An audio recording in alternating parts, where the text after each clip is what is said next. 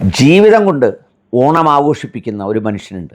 ഒരുപാട് മനുഷ്യർക്ക് ഈ ഓണം എന്ന പേരിൽ എല്ലാവരും 2 വരി 3 വരി ആശംസകൾ എഴുതി അയക്കുമ്പോൾ, അതുപോലെ തന്നെ ചിലരൊക്കെ എന്തെങ്കിലും പ്രസംഗങ്ങളിലും വാചകങ്ങളിലുമൊക്കെ ഓണാശംസകൾ നേർന്ന് സന്തോഷവും ആഹ്ലാദവും ഒക്കെ പറയുമ്പോഴും ഒരു മനുഷ്യനുണ്ട്, ഒരുപക്ഷെ ഇന്നത്തെ കാലത്ത് മാവേലി എന്നൊന്നും പറയാനാവില്ലെങ്കിലും മാനവികതയുടെ മാവേലിയുടെ സന്ദേശം സമൂഹത്തിൽ പ്രചരിപ്പിക്കുന്ന ഒരാൾ. അത് വേറെ ആരുമല്ല, MA യൂസുഫ് അലി എന്ന പ്രവാസി വ്യവസായിയാണ്. സത്യത്തിലൊന്ന് ആലോചിച്ച് നോക്കൂ. എനിക്ക് ഈ പറയുന്ന സൗഹൃദവും ബന്ധവുമൊക്കെ അദ്ദേഹവുമായി ഉണ്ട് എന്നെങ്കിൽ പോലും എന്നെ സമീപിക്കുന്ന ഒരു 100 കണക്കിന് ആളുകൾ അവരുടെ പ്രശ്നത്തിന് പരിഹാരമായി ചോദിക്കുന്നത് ഒന്ന് യൂസുഫ് അലിക്കായെ ബന്ധപ്പെടുത്തുവോ, ഒന്ന് പറയുമോ എന്നാണ്. അതിൽ നാനാജാതി മതത്തിൽപ്പെടുന്നവരുണ്ട്. അവരുടെ പ്രയാസങ്ങൾക്കൊരു പരിഹാരം അദ്ദേഹം അറിഞ്ഞാൽ ചെയ്യുമെന്നാണ് ജനങ്ങളുടെ ഒരു വിശ്വാസം. അത്രമേലൊന്നും അദ്ദേഹത്തിന് ചെയ്യാനാവില്ല, ഒരുപാട് പരിമിതികളുണ്ട് ഒരു മനുഷ്യനെന്നുള്ള നിലയിൽ ഒക്കെയുണ്ട്. പക്ഷെ അത്രമേൽ വിശ്വാസത്തോടെ അദ്ദേഹത്തെ ജനങ്ങൾ നോക്കിക്കാണുന്നു എന്നുള്ളതാണ് ഒരു പ്രധാന കാര്യം. രണ്ടാമത്തെ കാര്യം, എത്ര ആയിരക്കണക്കിന് ആളുകൾക്കാണ് ജീവിതത്തിൻ്റെ ഓണം ആഘോഷിക്കാൻ ഒരു അവസരമുണ്ടാക്കി കൊടുക്കുന്ന മനുഷ്യനായി അദ്ദേഹം മാറുന്നത്. സ്വന്തം കുടുംബം കൊണ്ടുപോകാൻ, മക്കളെ പഠിപ്പിക്കാൻ, മക്കൾക്ക് വിവാഹ ആലോചനയാവുമ്പോൾ അത് നടത്താൻ ഒക്കെ വേണ്ടത് വരുമാനമാണ്, തൊഴിലാണ്. ഇന്നത്തെ മാവേലി വേണ്ടത് വെറുപ്പിലും വിദ്വേഷത്തിലും വൈരാഗ്യത്തിലും അല്ലെങ്കിൽ ഉപരിവിപ്ലവമായുള്ള സന്ദേശത്തിലും മാത്രമല്ല, സഹായിക്കുന്നതിലാകണം, ജീവിതം നൽകുന്നതിലാകണം. അങ്ങനെയാണെങ്കിൽ ഇന്നുള്ള അധികം മാവേലിമാർ മുസ്ലിങ്ങളാണ്. ഏതർത്ഥത്തിൽ?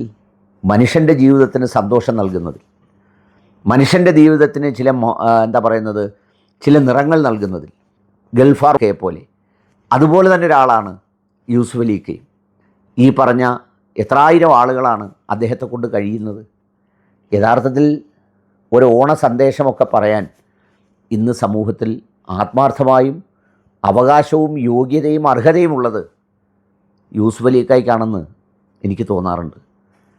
അത്രമേലുള്ള മനുഷ്യരുടെ ജീവിതങ്ങളിലെ ഒരു മാനവികതയുടെ തലോടലാണ് അദ്ദേഹം.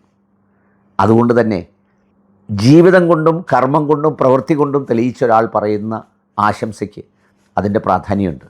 കേൾക്കാം അത്. നമസ്കാരം. ഓണാശംസകൾ സ്നേഹത്തിൻ്റെയും സൗഹാർദ്ദത്തിൻ്റെയും സമത്വത്തിൻ്റെയും. സമത്വം എന്ന് ഞാൻ പറഞ്ഞത് മാവേലി നാടു വാണിടും കാലം മനുഷ്യരെല്ലാവരും ഒന്നുപോലെ, അതാണ് സമത്വം. സമത്വത്തിൻ്റെയും സാഹോദര്യത്തിൻ്റെയും കേരളത്തിലല്ല, ഇന്ത്യയിലെമ്പാടുമുള്ള ലോകത്തെവിടെയൊക്കെ മലയാളികളുണ്ടോ അവിടെയൊക്കെ ആഘോഷിക്കുന്ന ഒരു വിശേഷ ദിവസമാണ് ഓണം. ഓണമെന്നാൽ ഒരു മതവിഭാഗം മാത്രം ആഘോഷിക്കുന്ന ഒരു ആഘോഷമല്ല. യൂറോപ്പിലായാലും ശരി, അമേരിക്കയിലായാലും ശരി, ഓസ്ട്രേലിയയിലായാലും ശരി, ഗൾഫിലായാലും ശരി, അവരെല്ലാവരും എവിടെ മലയാളികളുണ്ടോ അവിടെയൊക്കെ, എവിടെ ഇന്ത്യക്കാരുണ്ടോ അവിടെയൊക്കെ ഓണം ആഘോഷിക്കുന്നു. ഇന്ന് നമ്മളൊരു പ്രത്യേക സാഹചര്യത്തിലാണ് കേരളത്തിലുള്ളവരും ഗൾഫിലുള്ളവരും ഓണം ആഘോഷിക്കുന്നത്. നമ്മൾക്കെല്ലാവർക്കും അറിയാം, ഇന്ന് മഴക്കെടുതി, വർഷക്കെടുതി, വെള്ളത്തിൻ്റെ ബുദ്ധിമുട്ടുകൾ അതൊക്കെ അനുഭവിക്കുന്നതാണ് കേരളം. ഗൾഫിനെ സംബന്ധിച്ചിടത്തോളം നമ്മൾ വാർ സോണിലാണ്, യുദ്ധത്തിൻ്റെ ഇടയിലാണ്. അത് അവസാനിക്കും, അവസാനിച്ചില്ല, അവസാനിക്കും, ആ രീതിയിലാണ്. പക്ഷേ ഗൾഫിലെ വിശാല ഹൃദയരായ കരുണവാന്മാരായ ഭരണാധികാരികൾ അവിടെ അവരുടെ നാഷണൽസ്, അറബ് നാഷണൽസിനോടൊപ്പം തന്നെ നമ്മളെയൊക്കെ ചേർത്ത് പിടിക്കുകയാണ്. ആ രാജ്യത്തെ അവർ പ്രൊട്ടക്റ്റ് ചെയ്ത് ആ രാജ്യത്തിനോ അവിടെ താമസിക്കുന്നവർക്കോ അവിടെ ഉള്ളവർക്കോ ഒന്നും തരാതെ ശ്രദ്ധിക്കുന്ന വിശാല ഹൃദയരായ ഭരണാധികാരികളാണ്.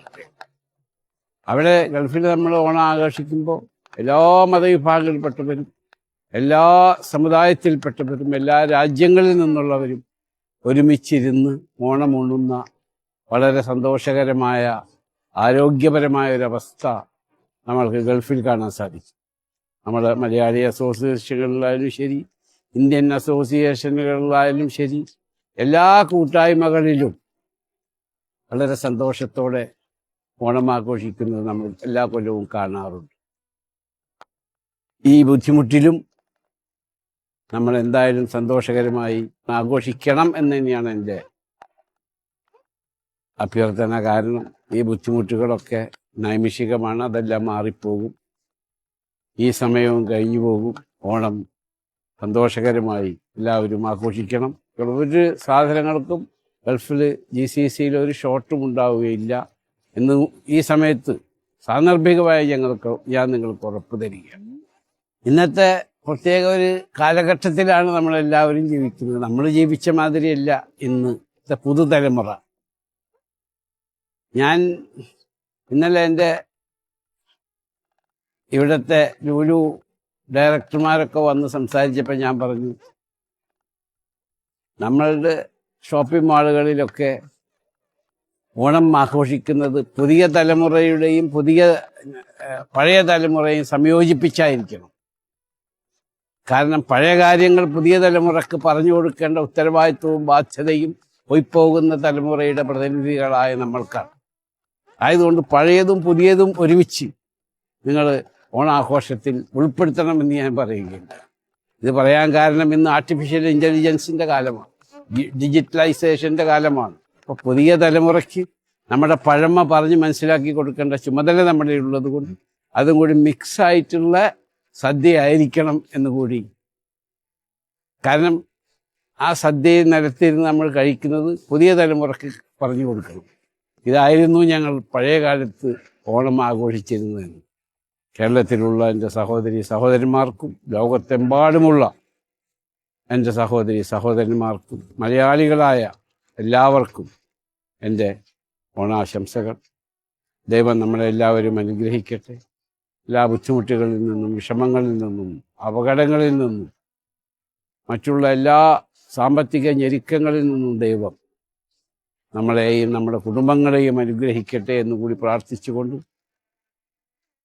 നിങ്ങൾക്കെല്ലാവർക്കും ഒരിക്കൽ കൂടി ഓണാശംസകൾ.